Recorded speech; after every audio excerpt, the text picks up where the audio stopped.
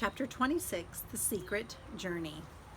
For Marvin, the prospect of spending the night in the hotel room was a grim one, but it quickly became apparent that the bearded man wasn't going anywhere. He made 2 phone calls with a cell phone. During one, he spoke in a language that Marvin didn't understand. During the second, he said, "I have it." Then, "Tomorrow, 10 o'clock, where we discussed. Yes, I'll make sure. See you then." While Marvin concealed himself in the dense carpet beneath the table, the man strode to the closet and removed a black leather satchel. He placed it flat on the floor, a few feet from Marvin, unzipping it. Inside were several thick paper folders. After opening one of these, he lifted the drawing carefully from the table and settled it between the leaves of the folder.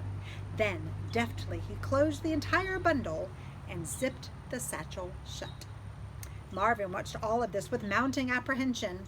He had to make his way back to the drawing, but zippers were notoriously beetle-proof. The man put the satchel back in the hotel closet. He bolted and chained the door, kicked off his shoes, and lay on the bed. A minute later, the TV came on, and Marvin heard the man tear open a plastic wrapper and begin munching on something. The evening passed uneventfully, with the TV droning, the man snacking, and Marvin lulled into a fitful sleep in his hiding place. When Marvin opened his eyes, the room was pitch black, and the man was snoring. Marvin knew he had to figure out a way to get inside the satchel, but he was hungry, and morning was hours away. He crawled laboriously across the thick carpet to the nightstand, where the man was sure to have left the remains of whatever he was eating.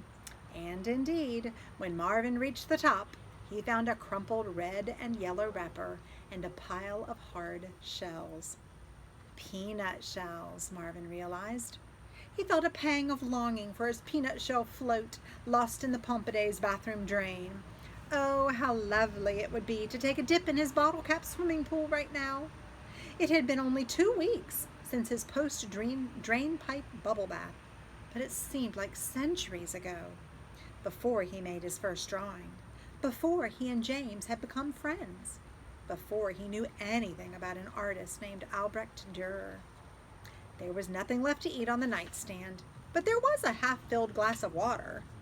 Feeling slightly cheered, Marvin tucked a piece of peanut shell under one leg and climbed up the side of the glass. He hesitated a moment on the rim, staring at the placid water below. Then he held his breath and dove, landing with a soft plump. A few feet away, the man stirred and rolled over. Marvin pushed the peanut shell in front of him and kicked his legs, swimming in widening circles with the cool, clean water lapping over his shell. He felt better already.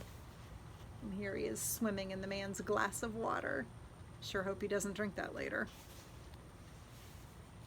Sometime later, refreshed from his midnight swim, Marvin climbed the wet wall of the glass and shook himself off. He found a crumpled tissue near the clock radio and carefully wiped off his shell. Then he crawled down to the floor, across the rug, and under the closet door, which took a considerable amount of time.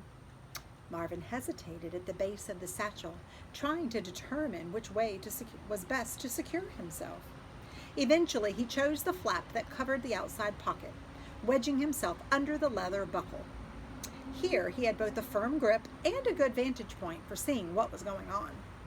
He must have fallen asleep again, because he awoke jarringly to the bang of the closet door being thrust open and a bright wash of sunlight flooding over him.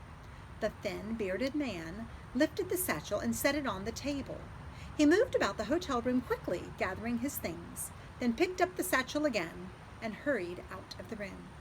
Minutes later, they were outside on the sidewalk, moving at a brisk pace through a steady stream of people bundled in winter coats and scarves.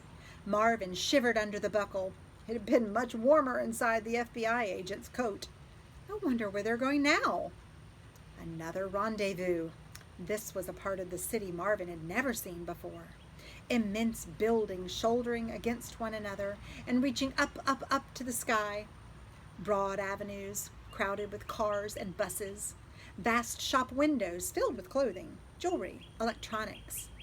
After several blocks, they came to a massive gray building with spires. A church, Marvin decided. The man climbed the steps quickly and ducked inside. The cavernous, shadowy space was crowded with people, some lighting candles, some whispering in small groups, some nestled in the pews, heads bowed in prayer. The thin, bearded man sat near the end of the last pew. Marvin looked quickly around. What now? A few moments later, another man slid into the pew. Neither one of them spoke. The thin, bearded one set the satchel down next to the other man, stood up, and walked away. Marvin held his breath. Abruptly, the other man grabbed the handle of the satchel. He picked it up so quickly and with such force that Marvin lost hold of the buckle and tumbled into the side pocket. He could see nothing, but he knew that the drawing was on the move again. He tried to scramble up the inside of the pocket for a better view, but the brisk motion kept knocking him back to the bottom. Eventually, he gave up. He heard a car door close, then the faint beeps of a telephone, and a new voice speaking softly. The man had a thick accent, and Marvin couldn't understand the words. He could feel the rumble of the engine. Where were they going now? A long time passed, or so it seemed to Marvin, who struggled to guess what was happening in the world beyond his enclosure. There were stops and starts and brief bursts of conversation, or perhaps instruction. Were they even in New York City still? Marvin had no way of knowing. In the tense darkness, floating through an unknown, distant world, his mind looped back through time, to James's birthday party, to the night he'd sketched the street scene, to his first breathless glimpse of fortitude. He could feel the presence of the drawing through the leather wall of the satchel. It comforted him somehow. He thought of what Christina had said about Albrecht Dürer, a sad, lonely man, determinedly wielding his pen to bring the girl and the lion to life. Without meaning to, Marvin drifted off to sleep. He awoke when the motion stopped and the satchel was set down with a thud. Someone unzipped the satchel and opened it, which meant that the pocket where Marvin was hiding was immediately pressed flat. Marvin crawled quickly to the opening and squeezed out onto the wooden surface.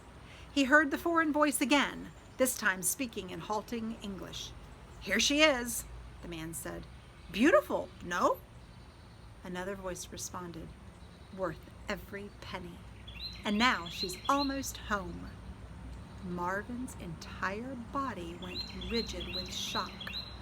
He immediately recognized the voice.